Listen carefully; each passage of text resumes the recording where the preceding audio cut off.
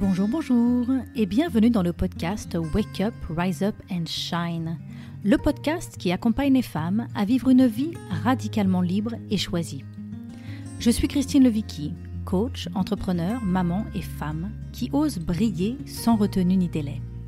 Je suis l'auteur de plusieurs best-sellers, dont J'arrête de râler et Wake Up.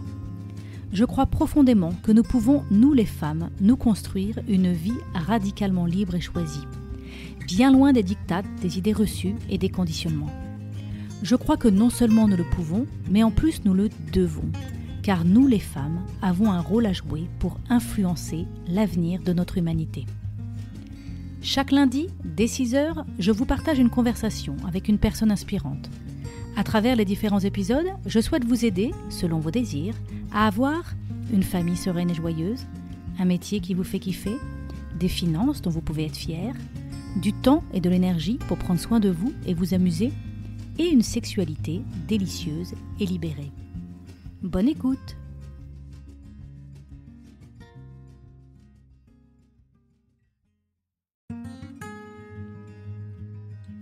Bonjour, bonjour et bienvenue dans le podcast Wake Up, Rise Up and Shine, le podcast à écouter avant de commencer votre journée. Je suis Christine Levicki, auteure des best-sellers J'arrête de râler et Wake Up, et à travers ces différents épisodes, je souhaite vous partager de nouvelles perspectives. De l'inspiration bien évidemment, mais aussi des actions concrètes pour vous permettre de vivre la vie que vous avez choisie. Aujourd'hui, pour cet épisode, j'ai le plaisir de recevoir Claude Parizeau pour parler du couple et de comment faire en sorte qu'il puisse s'épanouir au quotidien. Claude Parizeau est un thérapeute de couple.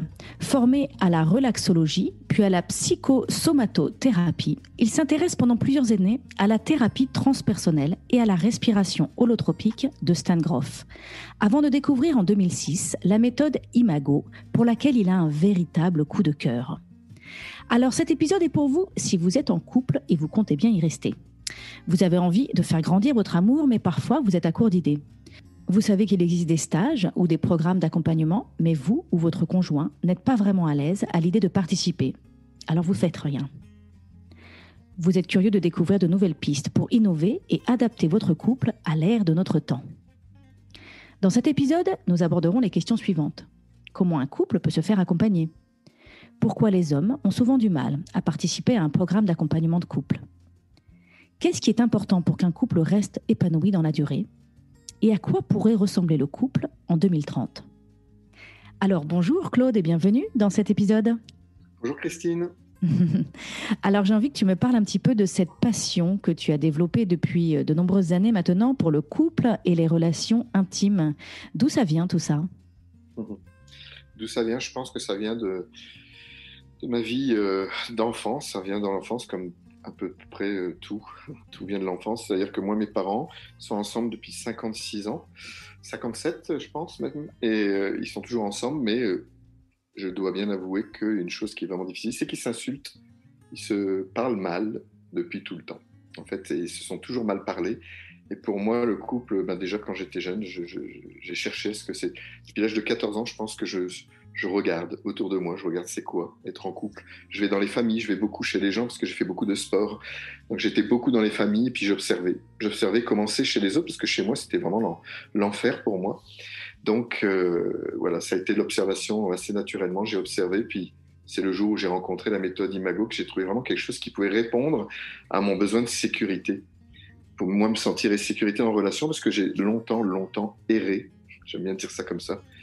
Errer dans le sens d'errance. Ce n'est pas des erreurs, mais j'ai beaucoup erré dans la relation intime. Et c'est cette pratique qui m'a permis vraiment de me sentir en sécurité et me dire « Ah, peut-être qu'un jour, j'arriverai à vivre en couple ». Alors, parlons-moi un petit peu, parce que du coup, on est curieux. C'est quoi cette méthode Imago et qu'est-ce qui est particulier à cette méthode ? Pourquoi tu l'aimes tout particulièrement ? D'où vient ce coup de cœur ? Le coup de cœur, c'est dans la formation. Déjà, j'avais fait un stage en 2006. Ma compagne d'alors m'avait tiré de force, comme très souvent, c'est les femmes qui tirent les hommes, on en reparlera, dans un stage. Et j'avais hyper peur de pas réussir, de pas être compétent. Et donc, elle m'a tiré à ce stage-là. Et c'était Eddie et Yumi Schleifer, qui sont des gens qui ont vraiment été très précurseurs en Imago aussi, dans la thérapie de couple, des Américains, les Juifs. Et quand j'ai découvert ce stage, j'étais parcouru de frissons parce que c'est la première fois que j'avais l'occasion de parler, en tout cas, je me sentais en sécurité pour parler, en confiance, pour oser dire ce qu'il y avait au fond de moi. Parce que dans les couples, je ne disais jamais la vérité. J'avais trop peur que les femmes voient à quel point j'étais pas correct ou pas compétent ou voilà, que j'étais pas quelqu'un de bien en fait. J'avais à l'intérieur de moi un petit monstre qui disait que j'étais pas quelqu'un de bien. Et donc j'avais tellement peur qu'on me voit que je disais rien. Puis là, j'ai trouvé vraiment une pratique où je me suis senti vraiment à l'aise d'en parler. Et c'est quoi la spécificité? Qu'est-ce que j'ai aimé? C'est le fait qu'on soit face à face, les yeux dans les yeux, et que les facilitateurs nous fassent parler avec notre cœur, c'est-à-dire fassent des amorces de phrases et nous invitent à parler de nous. Et l'autre va faire le miroir. Il y en a un qui va parler, l'autre va faire le miroir. Il va faire le miroir de ce qu'il entend. Pas l'interprétation, le miroir. Ce qui fait que je me sentais vraiment entendu, compris, rejoint. Et j'ai découvert combien c'était important pour moi, je pense pour beaucoup de personnes, de se sentir justement rejoint, compris. C'est ça qui m'a vraiment attiré. Et donc, ce que j'entends dans ce que tu nous décris, là, c'est que j'imagine qu'à ce moment-là, tu as découvert que tu pouvais être beaucoup plus intime dans tes échanges avec ta partenaire et beaucoup plus vrai et partagé en vérité, en fait. Donc, non seulement tu te sentais entendu, mais tu te sentais aligné avec toi-même dans ce moment-là. J'imagine que ça permet de développer l'intimité. Alors, merci de parler de ce thème-là, c'est exactement ça. Je pense qu'aujourd'hui, je cherche encore ce que c'est que l'intimité. Mon histoire, moi, j'ai vécu des abus sexuels dès l'âge de 2 ans. J'ai beaucoup travaillé dessus, donc j'en parle assez facilement, même dans d'autres espaces. Donc, l'intimité a été vraiment quelque chose de difficile. Et là, j'avais aucune capacité. Je pense que jusqu'à ce que je me sois formé, c'est-à-dire, je me suis formé quand même à 40 ans. Donc jusqu'à 40 ans, l'intimité, j'étais incapable. C'est-à-dire que dès que je ne ressentais plus de désir pour ma partenaire, je pensais que je l'aimais plus. C'était à ce point-là.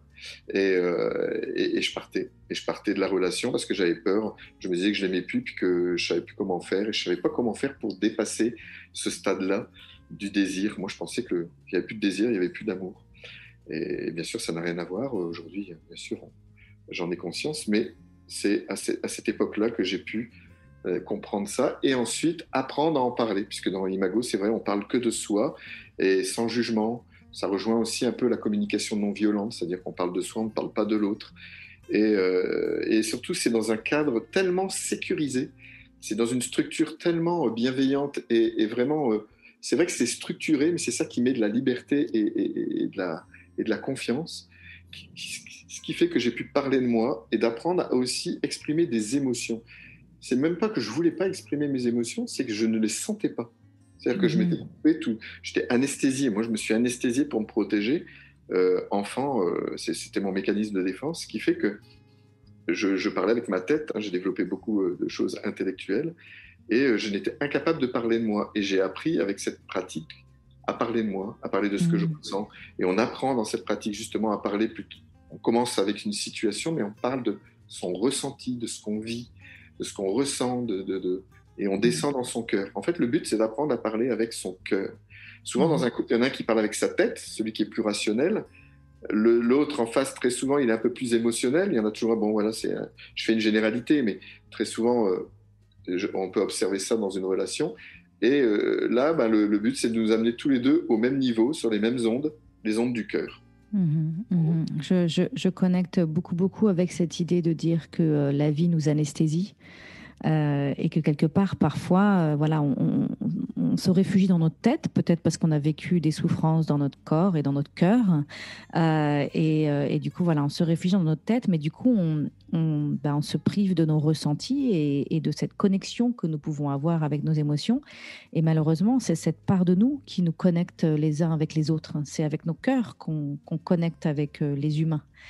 Je vais même plus loin, si je me permets, Christine, c'est que je trouve le monde d'aujourd'hui, au-delà du couple même, le monde, le fait qu'on aille de plus en plus vite, tu vois, qu'on soit tous très occupés. Et puis moi, je vois, j'ai beaucoup ralenti depuis 10 ans et je travaille très peu pour avoir assez de temps pour me poser, pour ressentir Et quand je ressens, je peux aussi prendre des décisions qui sont en lien avec mon ressenti, non pas avec ma tête. Et ma vie est beaucoup plus fluide. Et le monde d'aujourd'hui, qui en plus, moi je suis au Québec aujourd'hui, où les gens travaillent vraiment beaucoup, la valeur travail est importante. Moi j'ai l'impression de vivre dans un monde de plus en plus dénué d'empathie. C'est-à-dire qu'on n'a Mhm. plus le temps pour se mettre à la place de l'autre, pour comprendre l'autre. Mhm. Ça On va n'a plus le tellement temps. C'est pas qu'on veut pas, c'est qu'on n'a plus le temps. Il n'y a plus vite. d'espace en fait. Et Il on y a se plus. coupe. Et donc on Mhm. se coupe. Et il y a de l'anesthésie, c'est-à-dire qu'on n'a pas le temps de ressentir. C'est même pas qu'on se coupe, c'est qu'il n'y a plus l'espace pour ressentir. Et c'est Mhm. pour ça que je trouve qu'il y a quelque chose qui devient pervers, des fois, Mhm. dans le Oui, quotidien. tout à fait, tout à fait. C'est vrai que j'ai développé là tout un programme qui s'appelle La Voix d'Athéna pour les femmes, où on fait vraiment un retour au corps, en fait. Et beaucoup de femmes nous disent, hein, j'ai l'impression de vivre à quelques centimètres de mon corps, cette notion d'anesthésie. Et en fait, la découverte, c'est que quand on retrouve, quand on crée l'espace et qu'on retrouve cette connexion avec nos ressentis et avec nos émotions, et ben en fait, c'est comme si on retrouvait notre GPS intérieur. En fait, on retrouve notre guidance. Oui. À partir de ces ressentis, on arrive à savoir ce qui est bon pour nous dans cet instant et on arrive à savoir vers où aller et où mettre notre attention pour gérer la situation qu'on a en face de nous. Euh, et c'est vraiment une reconnexion à notre GPS intérieur, en fait, qui nous donne du coup une liberté et qui simplifie beaucoup les choses parce qu'on fait du tri par rapport à toutes les pensées qui pourraient tourner dans notre tête de qu'est-ce qu'il faut faire maintenant, il y a ci, il y a ça, il y a ci, il y a ça, il y a ci, il y a ça, il y a ci, il y a ça. En fait, on entend cette vérité du cœur qui dit va par là. Voilà. Et on arrive à retrouver qui je veux être, qu'est-ce que je veux dire, qu'est-ce que je veux faire, mais à partir de ce niveau de présence à soi-même. Et de mon expérience, quand les deux parlent le langage du cœur, c'est ça, de cette pratique où on met les gens sur le même, vraiment, sur le même petit pont. On parle de petit pont. On est sur un petit pont du cœur. Quand les deux personnes sont là, et des milliers de séances que j'ai faites, et ça, je peux en tirer un point commun, c'est que les personnes, leur espace relationnel n'est plus jamais le même après. Ils arrivent tendus, froissés, tu vois, l'espace, il est froid, piquant. Ils vont dire des mots comme ça. Et quand, à la fin des 2 heures, parce qu'une séance dure 2 heures, je leur demande, mettez un mot sur votre espace relationnel, là, qui est très vivant, en tout cas qui est visible, même s'il est invisible, on peut le palper. Quel mot vous mettriez? Il s'est toujours transformé, et toujours avec des mots de douceur, cotonneux, reliés, connectés, érotiques. Mhm. C'est tous des Mhm. mots comme ça qui émergent. Et dès qu'on parle le langage du cœur, c'est systématiquement ça qui se passe. C'est ça que j'aime. Je dis souvent que c'est magique. Moi, dès la première séance, les couples, il y en a qui ne se sont pas parlé depuis des mois. Des fois, ils n'ont même pas fait l'amour depuis des années. Puis dès la première séance, ils se reconnectent avec le cœur. Ils pleurent beaucoup parce qu'il y a beaucoup de tristesse de s'être autant éloignés. Mais dès la première séance, c'est de les voir vraiment toucher, autant les hommes que les femmes, et, Mhm. et de se relier. Le cœur, ça Mhm. va très vite. Mhm. Ça va très vite. Alors j'ai envie qu'on parle, tu as évoqué tout à l'heure hein, les résistances parfois du côté des hommes à venir se faire accompagner. Moi je propose aussi des accompagnements pour les couples et en effet c'est vrai que beaucoup de femmes me disent j'ai envie de venir mais je pense pas que mon partenaire va être d'accord. Donc est-ce qu'on peut parler un peu de cette résistance peut-être qu'on peut rencontrer du côté des hommes? Tu constates ça toi aussi dans ton activité? Oh, oh que oui. J'ai fait une conférence là, pour le congrès de l'amour irrésistible. C'était vraiment essentiellement aussi là-dessus. Je parlais aux femmes de comment faire. C'était pour les femmes, mais c'était comment faire pour amener les hommes en thérapie. Je suis bien placé parce que moi, on m'a tiré de force. Et donc, et c'est vrai que c'est 90% des femmes, si je prends des chiffres, moi j'aime les chiffres, hein, côté Asperger, Mhm. euh, c'est c'est vrai, c'est 90% des femmes qui amènent leurs hommes en thérapie. Euh, Souvent, tu vois, tu as dit quelque chose d'important aussi, tu as dit les femmes n'osent pas en parler parce qu'elles pensent, elles savent déjà, ça c'est un écueil aussi, elles savent déjà ce que l'homme va dire. Ça c'est, pour moi, c'est aussi déjà un écueil. C'est-à-dire que Mhm. souvent, on pense à la place de l'autre sans vérifier. Mais je le Mhm. connais ou je la connais. Et ça, moi, l'invitation, c'est de toujours poser la question, même si on pense savoir ce que l'autre va répondre.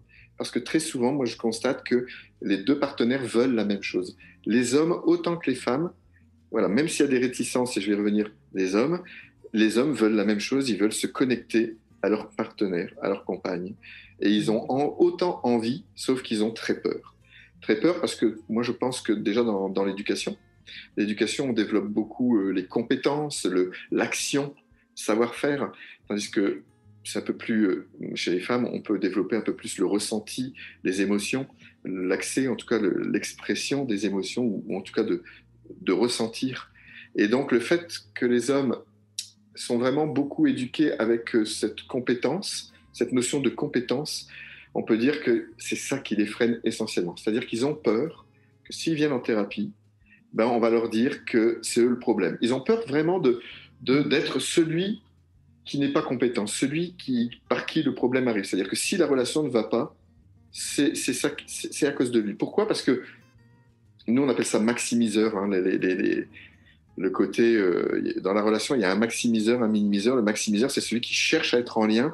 Et celui qui est minimiseur, c'est plutôt les hommes en général. C'est celui qui se ferme, qui fuit la relation ou qui va se fermer, qui va s'anesthésier.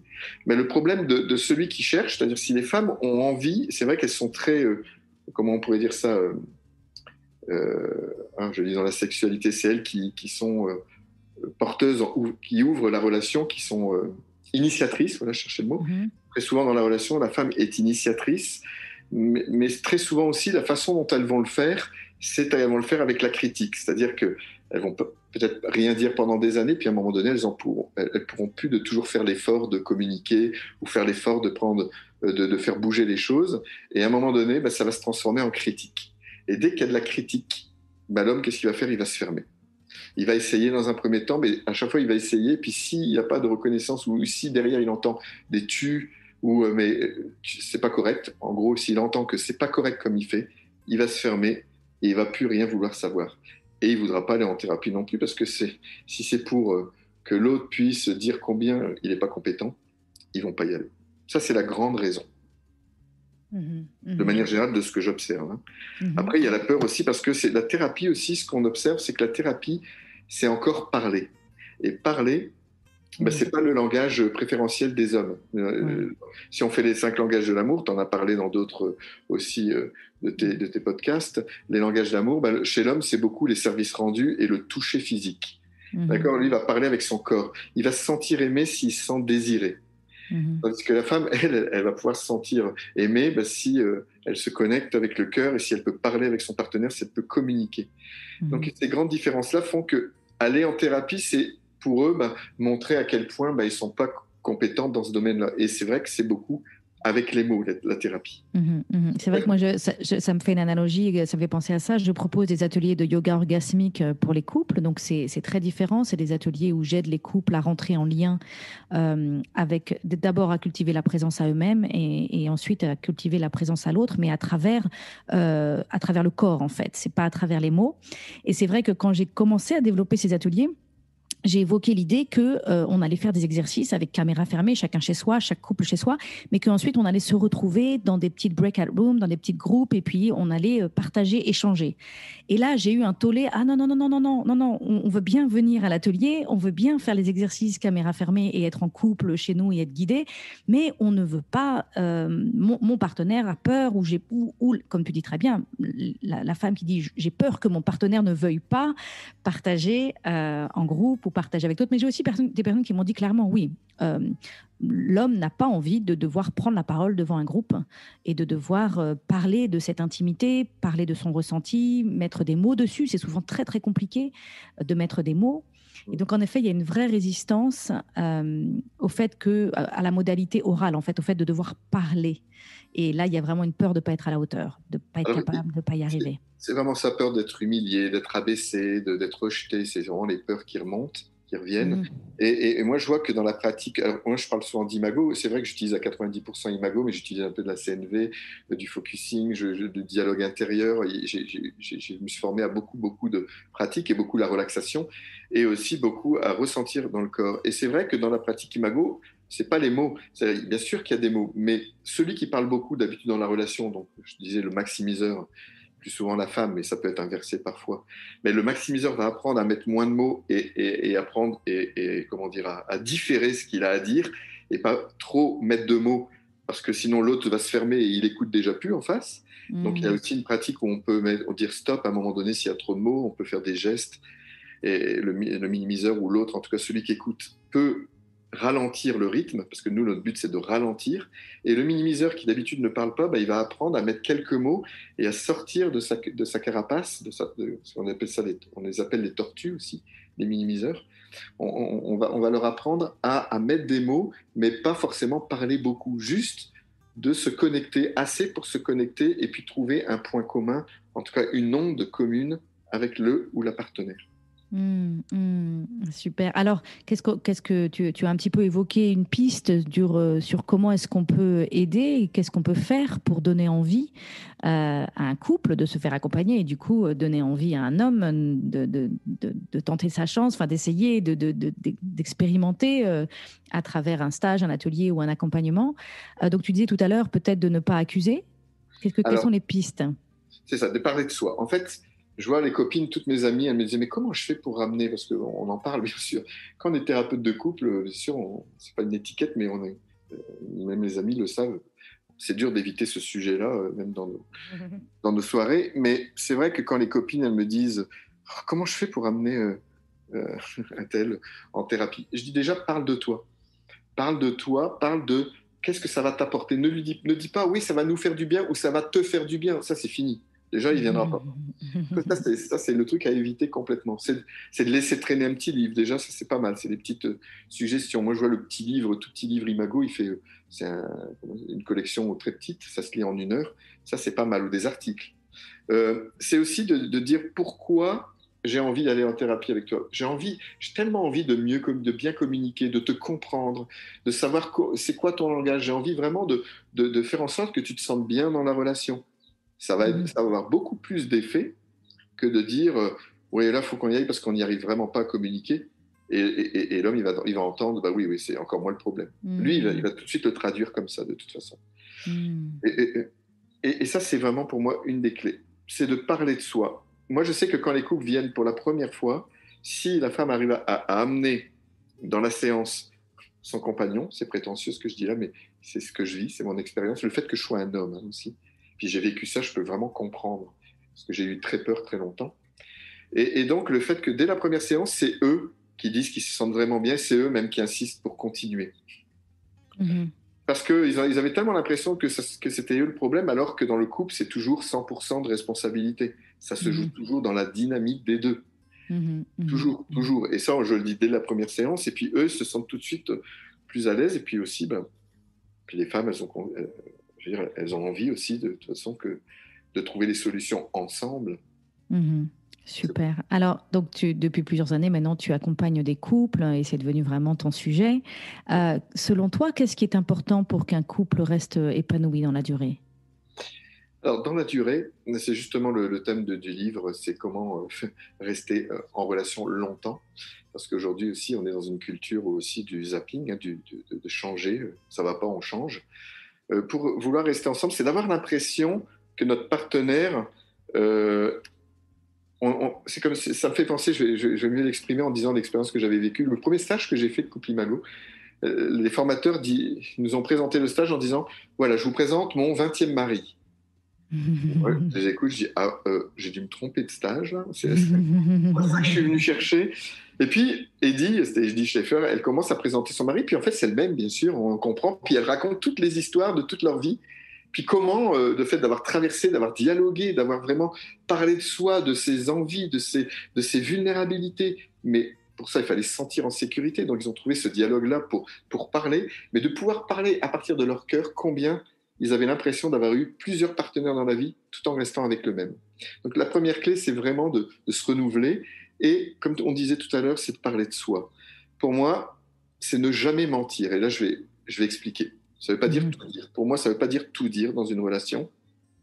Ça veut dire que si on nous pose une question, si notre partenaire pose une question, a besoin de savoir quelque chose, pour moi, c'est de répondre toujours avec sa vérité. Oui. Ne jamais mentir. Le mensonge, c'est ce qui éloigne les relations. Oui. Pourquoi? Parce que le non-verbal, c'est 93% de la relation. Le non-verbal, c'est 93% de l'espace relationnel, de la communication. Même avec nos enfants, quand on pense qu'on les protège parce qu'on ne leur dit pas, on fait attention de ne pas parler devant eux. Que nenni. C'est les enfants, qu'on dise ou qu'on ne dise pas, ils sentent le non-verbal. Donc, ce qui est important, c'est toujours être en accord avec soi. Donc, intégrité, transparence, authenticité, vérité, c'est vraiment les mots-clés. Mhm. Pour moi, c'est le seul.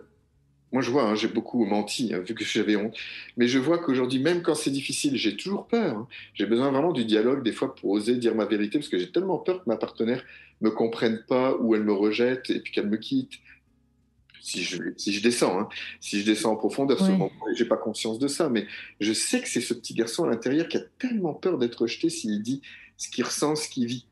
Et Oui. donc, si je dis ma vérité à chaque fois que je le fais, c'est toujours un espace qui s'ouvre. C'est toujours, je sens que le désir n'est jamais loin derrière. Quand je vois que je peux dire ma vérité et que ma partenaire m'accueille, c'est direct, ça descend dans mon Ah, sexe. Ça descend ouais. dans mon sexe. Ça descend dans, ça relie le cœur et le sexe. C'est ce que je disais tout à l'heure. Sexe et cœur sont enfin reliés. Mhm. Et là, ça peut, et ça circule. C'est vrai que c'est quelque chose où moi je suis en couple depuis plus de 25 ans maintenant, mariée depuis 22, 23, enfin bref. Et c'est vrai qu'on dit souvent, on a eu la chance de découvrir très tôt dans notre relation qu'on pouvait tout se dire. Et que dans cette vulnérabilité d'oser dire quelque chose de pas forcément très facile à dire ou de révéler une de nos vérités qui est pas forcément la meilleure version de nous, euh, il y a effectivement un lien qui se construit là, dans cette authenticité, dans cette vulnérabilité, qui en effet est source d'intimité en fait. Et donc c'est l'intimité d'abord de j'ai osé me montrer vulnérable à toi, et du coup cette intimité permet aussi l'intimité des corps en fait, parce que c'est aussi un moment très vulnérable, la sexualité. Donc oui, en effet, il y a. Alors, ce qui est un petit peu compliqué, par contre, c'est que parfois, on ne sait pas quelle est notre vérité parce que comme on est coupé de nos ressentis, comme on est anesthésié, parfois, on n'arrive pas à accéder à notre vérité. On est plutôt, on va dire quelque chose, mais en fait, c'est pas notre vérité, c'est nos triggers, c'est nos traumas. Enfin, je sais pas comment dire, c'est nos réactions. C'est plus notre réaction que notre vérité. Tout à fait. En fait, tu vois, quand tu dis ça, c'est le mot besoin qui me vient. C'est-à-dire que quand on ne sent pas, quand on est anesthésié, c'est très difficile de sentir ses propres besoins. Moi, j'ai beaucoup de gens dans mon entourage, ils font les choses. Ils font des métiers, ben, ils le font parce qu'il faut le faire. Mais et toi, tu as envie de quoi? Ben, je sais pas. Ils savent Mhm. pas parce que ils savent pas quel est leur besoin.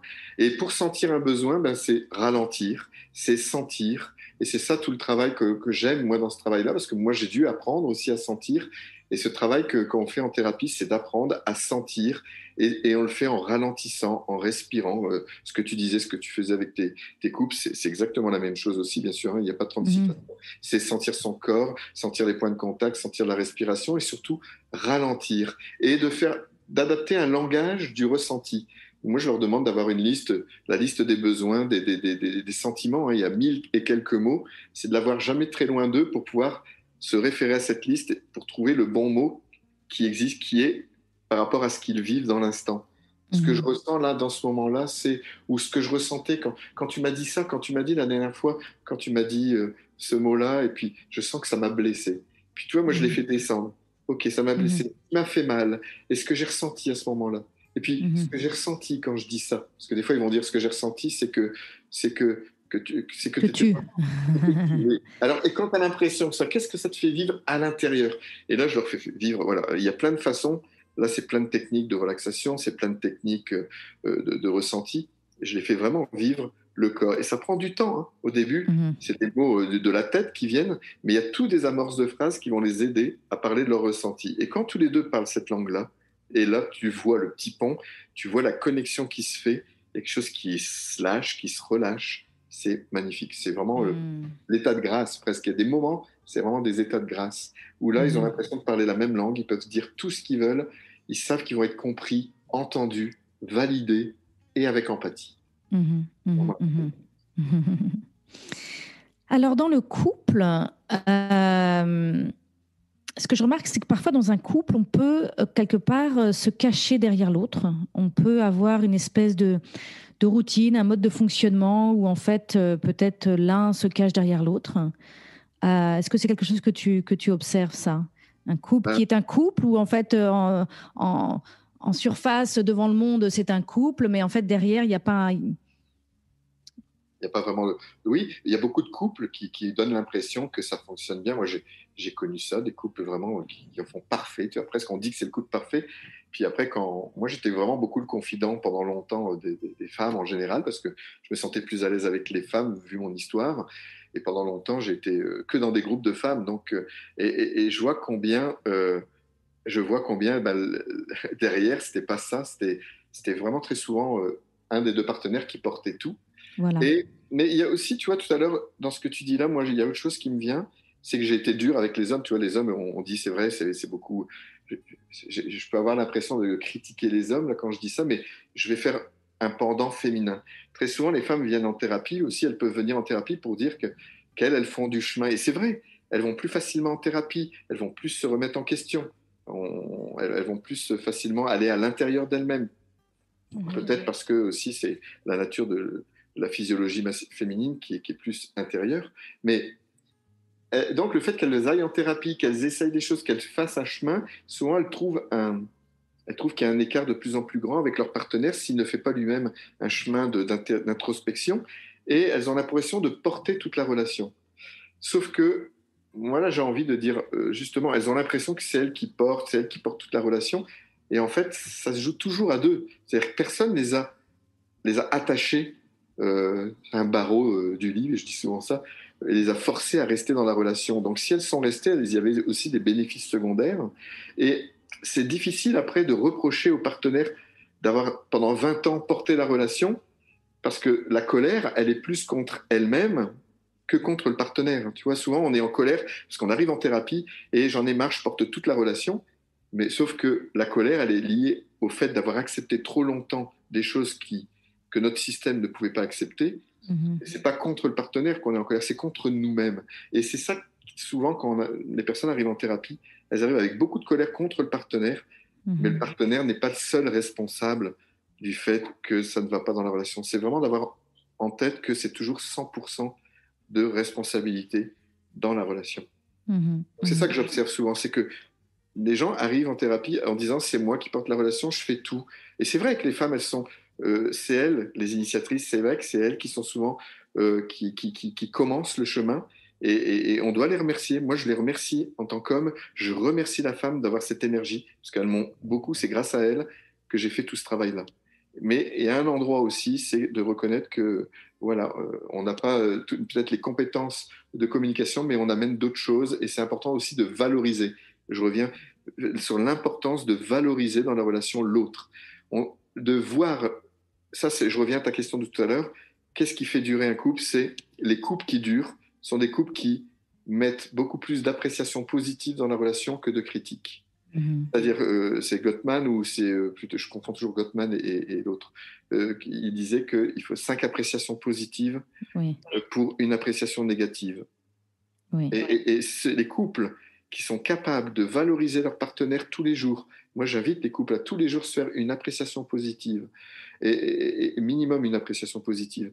Les couples qui font ça, ben, il y aura beaucoup moins de critiques et ils vont pouvoir cheminer ensemble beaucoup Voilà, plus facilement. plutôt que de voir tout ce que l'autre n'apporte pas, on va valoriser et voir ce que l'autre apporte. Et ça crée une spirale vertueuse. Tout à fait. Ça, c'est Mhm. Mhm.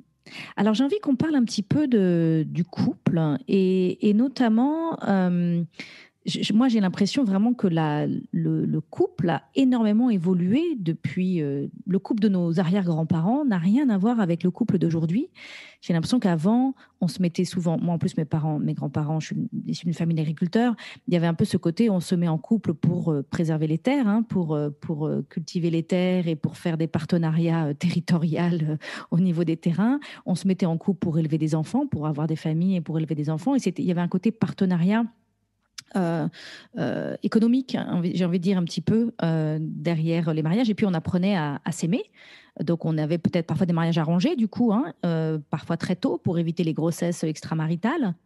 Et très très tôt dans une relation, hein. Moi, même mes parents se sont demandés en mariage au bout de 6 mois où ils étaient ensemble et ils avaient dû se voir 4 ou 5 fois. Donc ça, c'était le mariage de nos. Enfin, j'aimerais bien savoir si tu es d'accord avec moi, mais j'ai l'impression que c'était ça le mariage avant.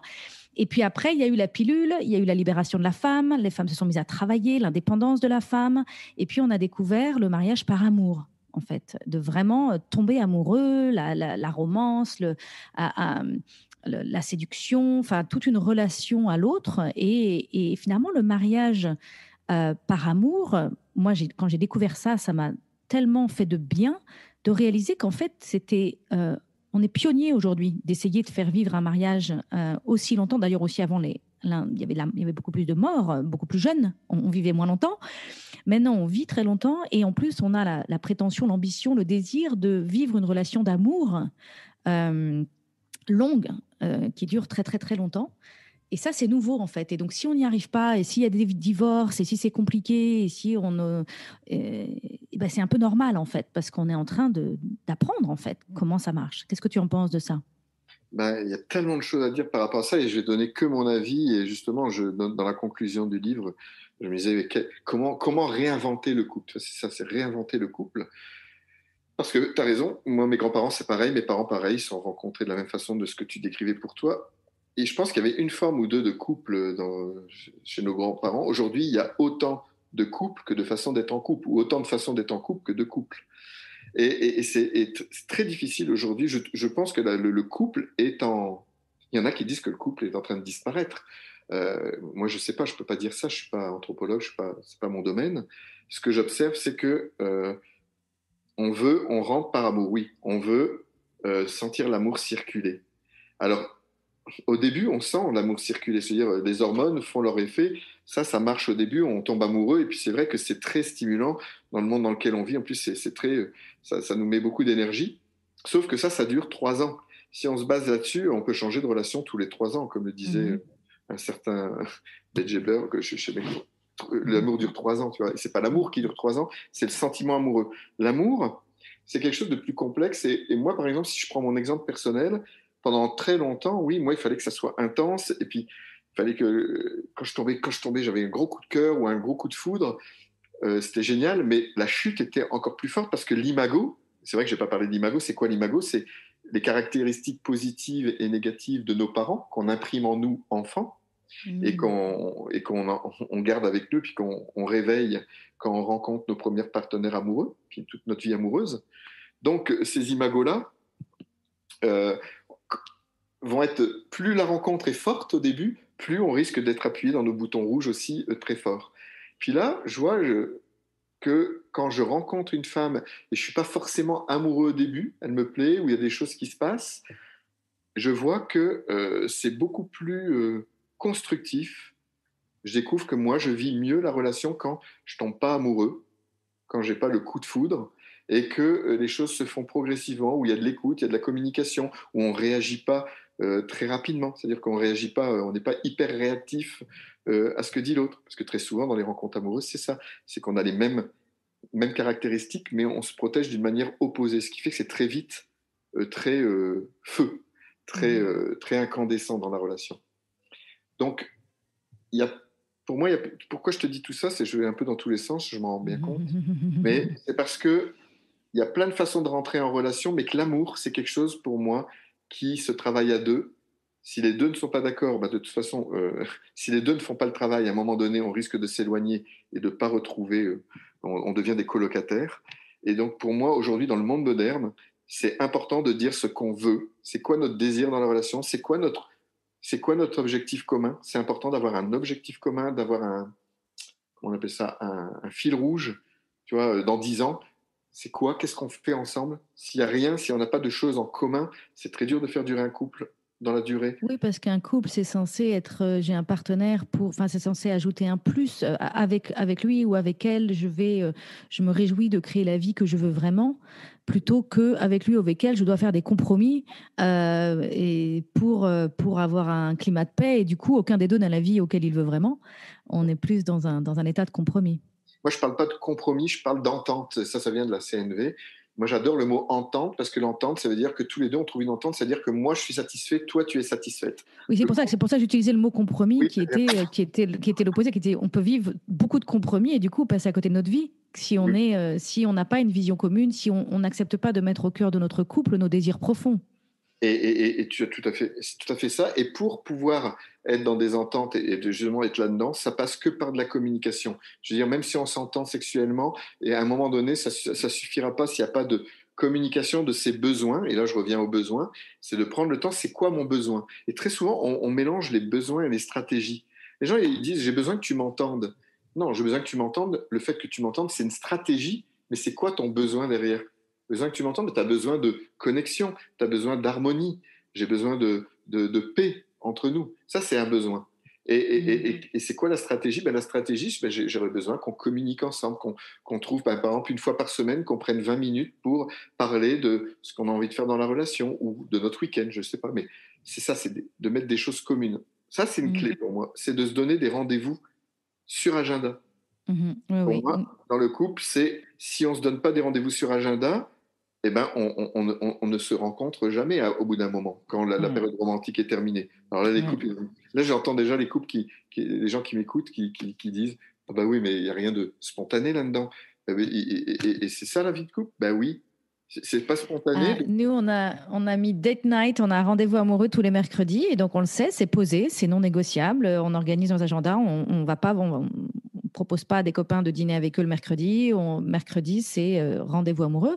Et du coup, une fois que c'est posé, il peut y avoir de la spontanéité. On peut avoir des idées, on peut dire tiens, qu'est-ce qu'on va faire mercredi prochain. Enfin, après, il y a de la joie, il y a mais voilà, effectivement, la date est posée.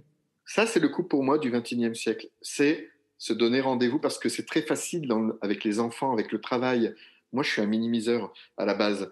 Même si je suis thérapeute de couple et si je sais combien c'est important, si je mets pas de rendez-vous pour des dialogues, pour de se rencontrer, etc., je sais que je vais trouver 1000 choses à faire, pas de mieux, qui va moins me challenger Oui. sans faire exprès, je vais trouver mon petit garçon à l'intérieur, il est mort de trouille. Même si j'ai conscience de ça, lui, il a peur d'être jugé toujours. Il est toujours là, ce petit garçon à l'intérieur qui a peur d'être jugé, critiqué. Mais si je mets pas de rendez-vous, je vais trouver plein d'excuses. Je suis le roi de l'excuse, moi en plus. J'ai trouvé plein d'excuses pour ne pas honorer le rendez-vous. Donc c'est important de le mettre sur agenda. Et si je peux pas, y a plein de petits trucs que je donne. Par exemple, si celui qui peut pas, il doit prendre son agenda et aller voir son partenaire et lui dire voilà, je m'engage dans les 48 heures, là je peux pas, là parce que finalement j'ai ça, ça, ça. Ou bien je me sens pas disponible, mais je te propose dans les 48 heures de se donner rendez-vous à ce moment-là. Si on le fait pas, je le vis avec les couples.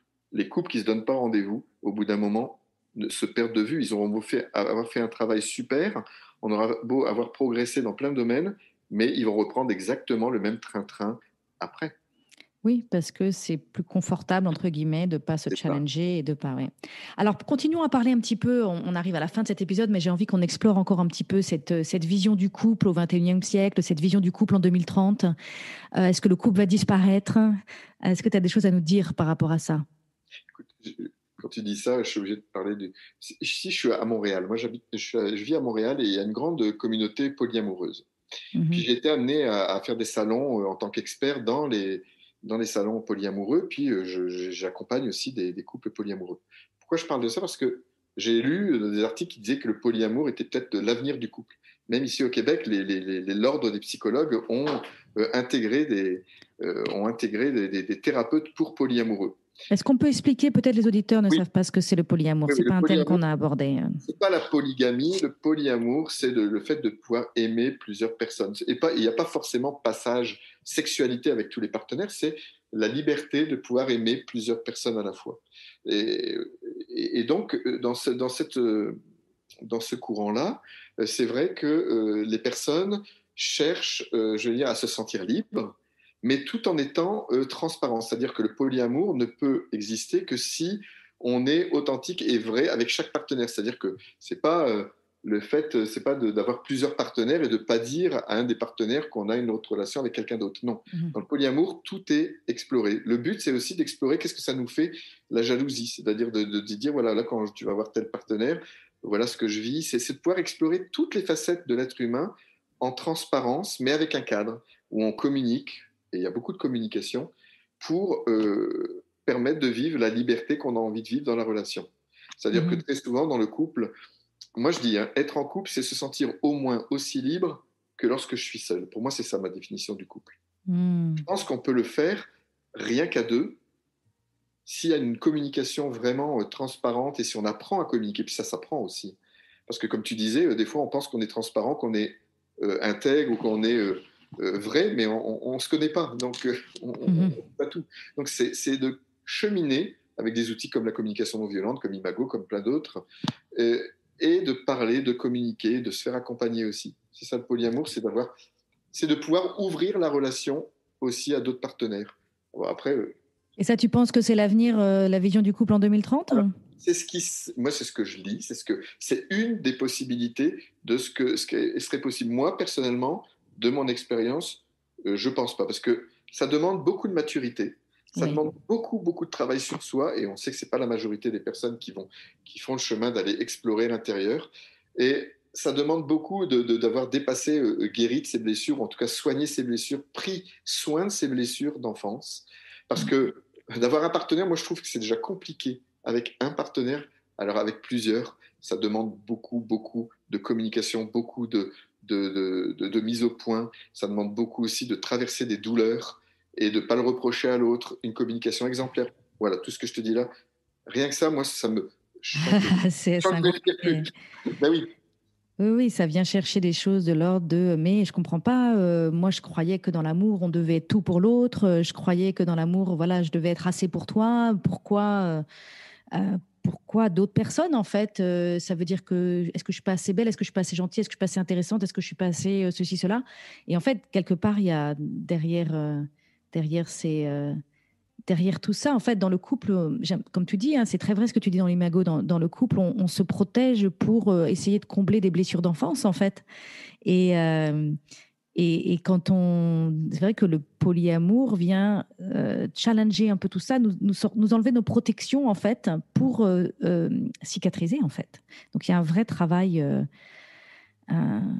C'est en effet pas donné à tout le monde. Je pense qu'il y a des choses à prendre, oui, c'est pas donné vraiment à tout le monde. Et il y a des choses à prendre. Moi, j'ai appris beaucoup de choses en les écoutant. Il y a vraiment des belles personnes. Moi, j'ai un couple d'amis polyamoureux depuis 20 ans et ils ont traversé des choses très difficiles. Mais aujourd'hui, c'est un couple.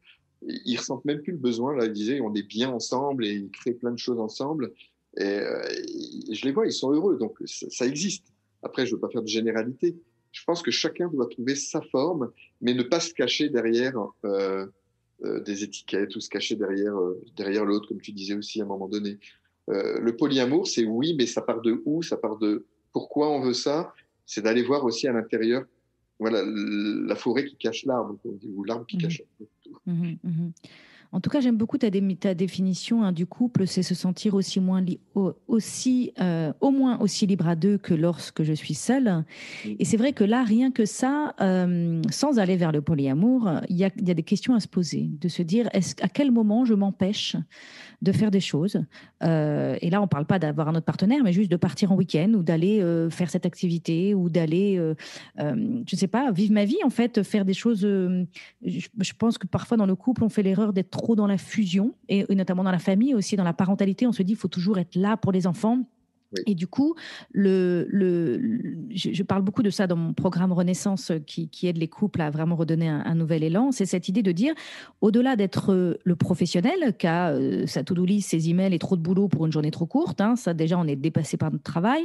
Donc au-delà de ça, au-delà d'être le parent qui doit s'occuper des enfants, élever les enfants, et ça aussi c'est une grosse charge de travail, de responsabilité, au-delà même d'être ton conjoint, ta femme, ton mari, au-delà d'être le couple, je suis un homme et je suis une femme. Je suis un être qui a des désirs, qui a des envies, qui a des centres d'intérêt, qui a envie de faire des choses dans sa vie. Et donc, se poser la question, est-ce qu'aujourd'hui, dans la vie que je vis, est-ce que nous accordons dans notre couple la liberté de vivre notre vie en tant qu'homme et femme, au-delà du professionnel, du parent et du conjoint? Eh ben, c'est ça la clé du couple pour moi 2030, comme on disait. La clé du couple pour moi aujourd'hui, c'est de sortir de la codépendance et de devenir interdépendant, c'est-à-dire de vraiment être bien avec soi-même, être un bon compagnon pour soi avant tout, pour être un bon compagnon pour l'autre, parce qu'aujourd'hui, 98%, j'aime bien les chiffres, mais je pense que la plupart des couples sont codépendants.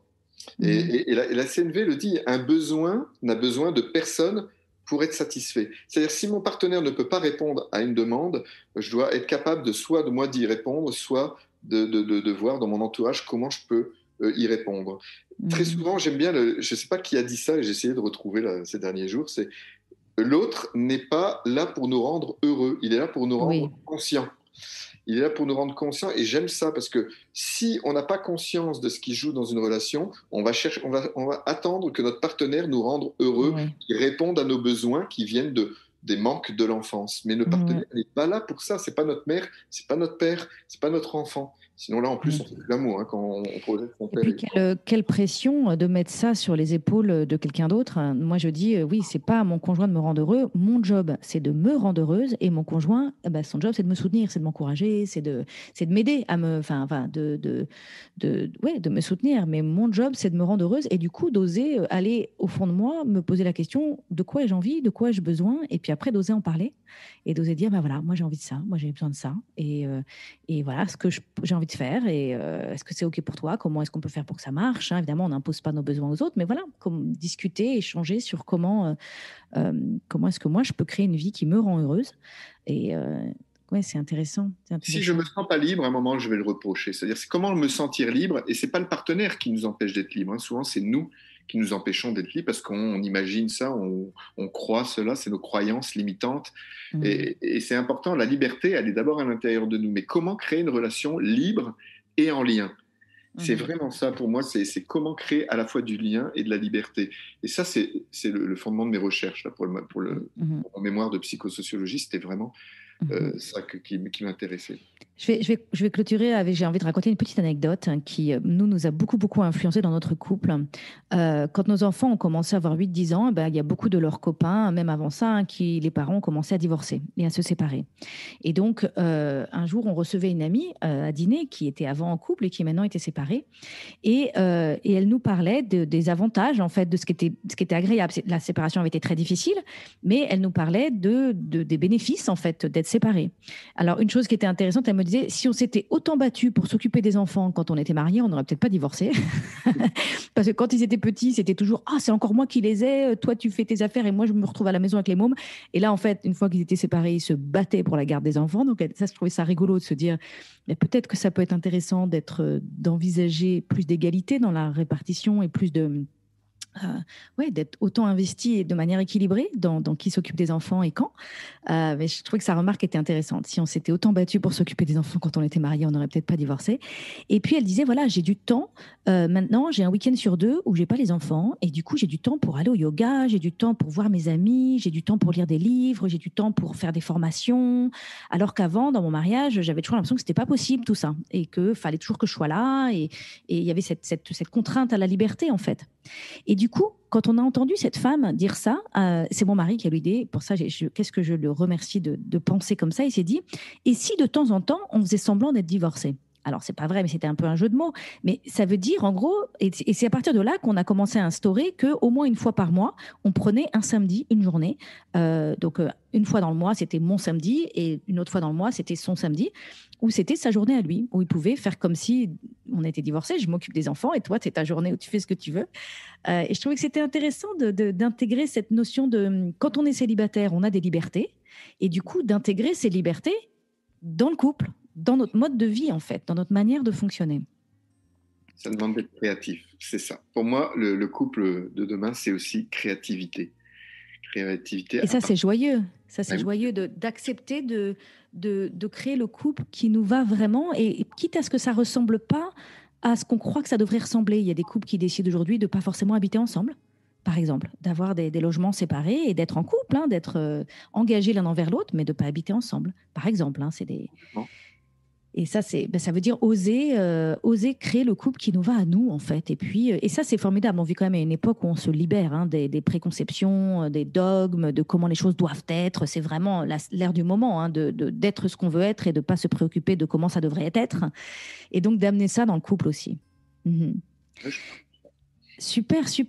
Écoute, Claude, on arrive à la fin de cet épisode. Donc, est-ce que tu peux nous dire où est-ce que les auditeurs peuvent te retrouver, en savoir plus sur ce que tu fais, et puis aussi être au courant de la sortie de ton prochain livre qui, je crois, va sortir l'année prochaine. Donc, dis-nous un petit peu où te suivre et où pouvoir découvrir un petit peu tout ce que tu fais.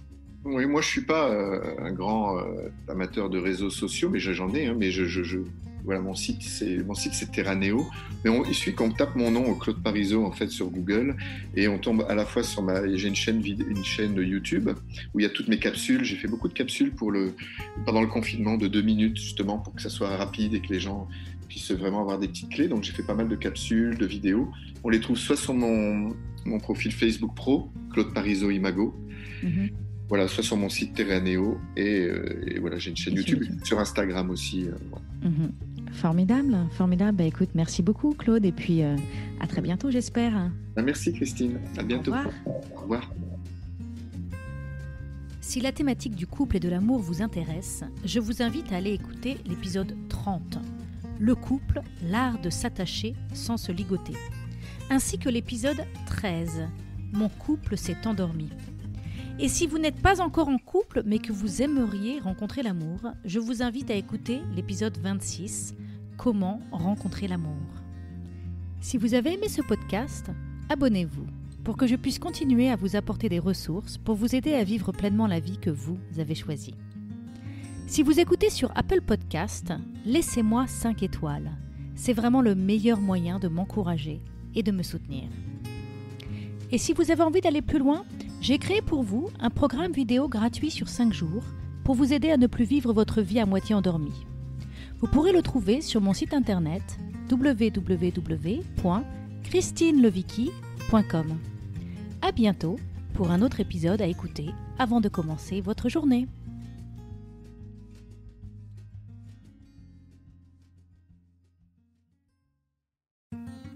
Si vous avez aimé ce podcast, abonnez-vous pour que je puisse continuer à vous partager des ressources pour vous aider à vivre une vie radicalement libre et choisie.